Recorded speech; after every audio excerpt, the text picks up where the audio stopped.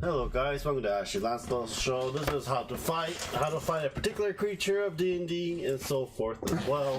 This video will be also moving to the RPG channel as well. We are be talking about mind flayers due to the fact that Stranger Things is coming pretty soon, and people are talking about mind flayers in the TV show. Tell you right now, that is not a mind flayer.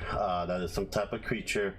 I bet there's some we can find out in the 5e Pathfinder or someone that is very close to it, just like the Demigorgon. That's not really a Demigorgon, it's a plant-based fiend in the Shadow Realm. I forgot the creature's name that they kind of reference it. Demigorgon is demon, two-headed bamboo demon, one of the lords of 9 gates of hell. Just letting you know, some probably, when people talk to live stream stuff about, oh, I am the mind flayer stuff. No. If you're a true D&D player, D20 module player, whatever player you are, that's not really a mind flayer. This is a mind flayer. I don't know if they made a adaptation for a Pathfinder due to copyright. That is a mind flayer, my friend. That is a eldritch mind flayer that lives in the Underdark. A lot of how they do service for the cause, and they follow the Elder Brain. So I am going to read this and pretty much show you how to fight. This is a 5e. This is the player monster manual. Page 221, just letting you guys know, or you could just Google it and look at the wiki and stuff like that for it. I will butcher a lot of names for this, just letting you know, because I am, I just pretty much butcher names, just letting you know.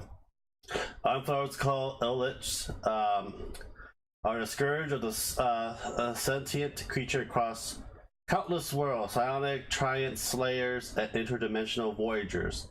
They are insidious masterminds. They harvest entire race for their own twisted ends, for a technical stake from their octopus-like head, flexing in hungry anticipation when sentient creature come near. In aeons past, Lithids control empires that span many worlds. The gigantic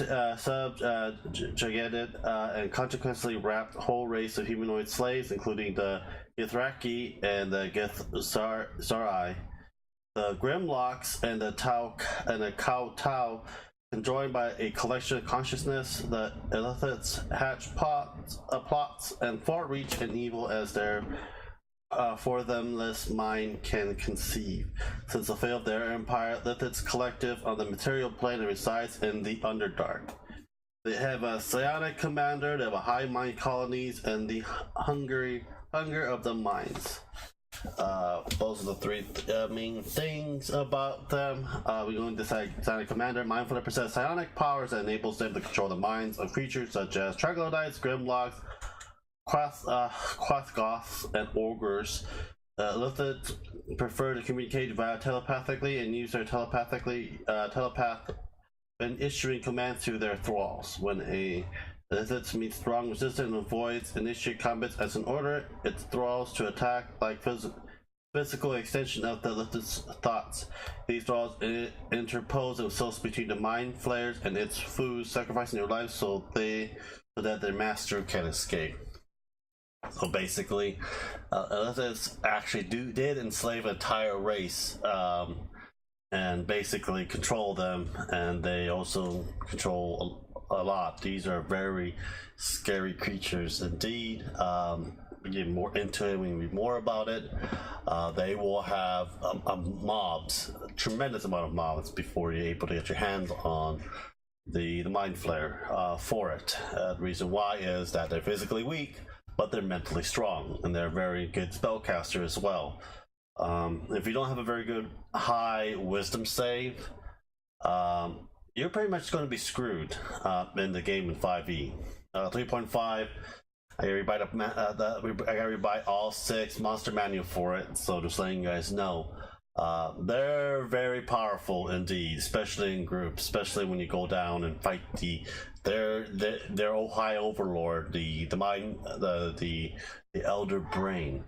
If the Elder Brain doesn't if the elder brain dies, they basically don't have a purpose. It's like a hive collective mind. So yeah. Hive mind colonies, solitary mind players are slightly rogue and outcast. Most lithids belong to a colony of sublining mind flayers devoted to the elder brain. A massive brain-like being that resides in a tiny trinity pool near the center of the mind flayers community. From its pool, an elder brain telepathically dictates its desire to each individual mind flayer within 5 miles of it, for it is able to hold multiple mental conversations at once. And this is the one, hunger of the minds. This suggest on the brain. On humanoids, the brain provides enzyme, hormones, and psychic energy necessary for their survival. And this is healthy for a brain-rich diet. Secretes a thin glaze of mucus that coats its massive skulls, mucive skin. A lithid experience Ethiopia as it devours the brain of a humanoid along with the memories, personality, and innermost fears. Mind flayers will sometime harvest a brain rather than devour it, using it as a part of their alien experiment or transform it into an intellect devourer. And there's a sub-race for this. It's a Quillith. On the race occasion that mind flayer needs to write something down, they do so in Quillith. Sorry, that's the language. The symptom of tentacle writing, similar to Braille, is freed by a lithid's tentacles. Quillith is written in 4-line sanitize, and is so alien is constructed that non-lithids most resort to magic to discern the meaning. So Quilliths can be used to keep records. Lithids most often use it to mark portals or other surface with warning or instructions. Mind Flayer has is a lawful evil, median aberration. Aberrations are basically true monsters. Armor class 15 and wears a breastplate. Hit point is 13d8 plus 13. If you want, just 71. Speed is 30 feet, just normal for most race. Strength is mod is 0, Dex is mod is +1, Con mod is +2, Intel mod +4, Wisdom +3, Charisma +3. Saving throw has an intelligence saving throw +7, Wisdom +6, Charisma +6. Skills, it's very high in magic, perception, and persuasion, stealth. To see if you want to slave you or try to get you to your juicy brain or use you for its evil scheme. You can see dark vision for 120 feet. And he has a passive perception every time with 16, so he doesn't roll. Just have 16 as his straight perception. A language, deep speech, undercommon, telepath, 120 feet. Challenge rating is 7.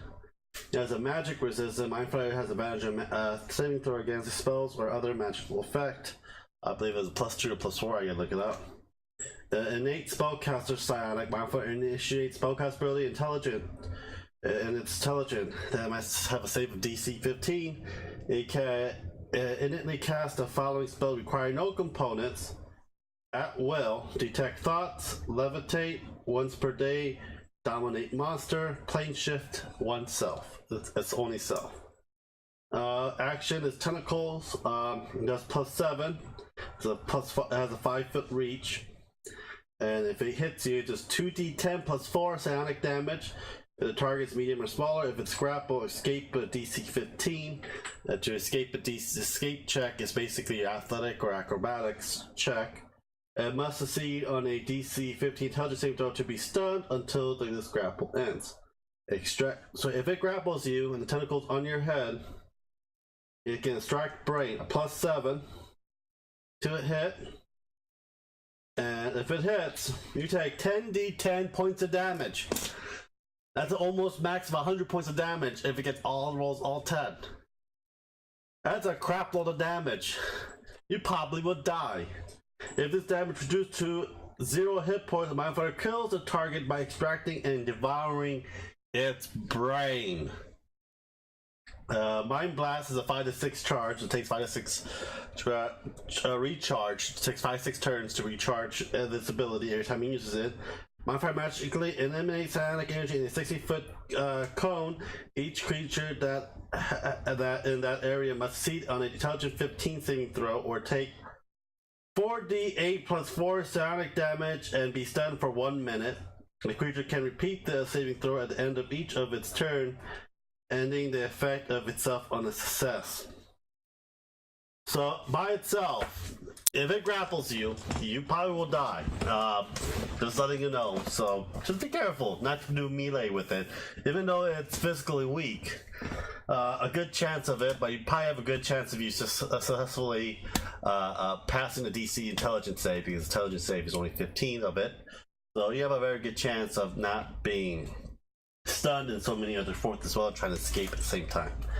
Variant Mind Flayer Arcanist. If you Mind Flayer supplements their psionic power with arcane spell, however, they are regarded as deviant by their lifted peers and usually shunned. The Mind Flayer Arcanist has a challenge rating of 8. It's a lot more powerful than the one you're fighting against. It's using spells. Mind Flayer has a 10th level spellcaster. Its spellcast ability intelligence save throw is DC 15 and plus 7 to hit with spells attack. Mind Flayer has the following wizard spells prepared. There's a cantrip, Blade Ward, Dancing Light, Mage Hand, Striking Grasp. That's for cantrip. Level 1 is Detect Magic, Disguise Self, Shield Sleep. Level 2 is Blur, Invisibility, Ray of Invisiblement. 3 is Lightning Bolts, Sending, and Clairvoyance. 4th is Confusion, Hallucinatory Terran. 5th is Telekinesis and Wall of Force. This spell's kind of weak. 4, I would say Lightning Bolt's good. I'll probably throw in a Fireball here and there, just letting you know, just let him kill his own minions at the same time. But you know, this is prepared spells, so you always prepare your spells as it is. For Mind Flayer, I would say it's challenge rating 7. Have like 3 to 4 levels, challenge rating 6 of it. Be away from it, I would say. Separate so you will get hit by the cone of the cone blast from it as well. A long range attack will do damage for it. You probably want to have a tank that's a very good intelligence saving throw against it. Usually with high HP. And a very strong athletics or acrobatics, so you can escape from his tendrils, so he won't get killed, get his brain eaten. There's many ways you can kill it. How I killed it was basically range attack. Usually we trap it in the middle, surround it in a circle, then we just literally pinpoint by damaging it. Then when it gets low enough health, then we send in a fight, an offensive class to go and finish it off. Majority of time, a lot of time we get deeper in Underdark, there's more and more of these things, so they're more and more dangerous as it goes. Then you need a lot more higher level to go and finish it off. But if you are doing lower level, I would say good luck on it. I would say traps will work probably because they are very full of themselves. They're very prideful of themselves, and usually a lot of times with hopefully the perception rolls low enough for him to fall in the trap or a pit, then you just pour oil and whatever and burn him alive in that hole. That is my preference of it, but they are very vicious, very mean. They're not like the ones from Stranger Things. They're not in the Shadowfell or the Upside Down world, whatever you want to call it. That is an actual material world in Dungeons and Dragons. And you know, just letting you know. Let me know what you guys think. Subscribe, like, and down. Let me know how you guys fight Mind Flayer and how you kill them in your game, or if you actually countered one and got killed by it. Let us know your story down below. Subscribe, like, and share, and I'll talk to you all later. And have a great day, guys. Bye bye.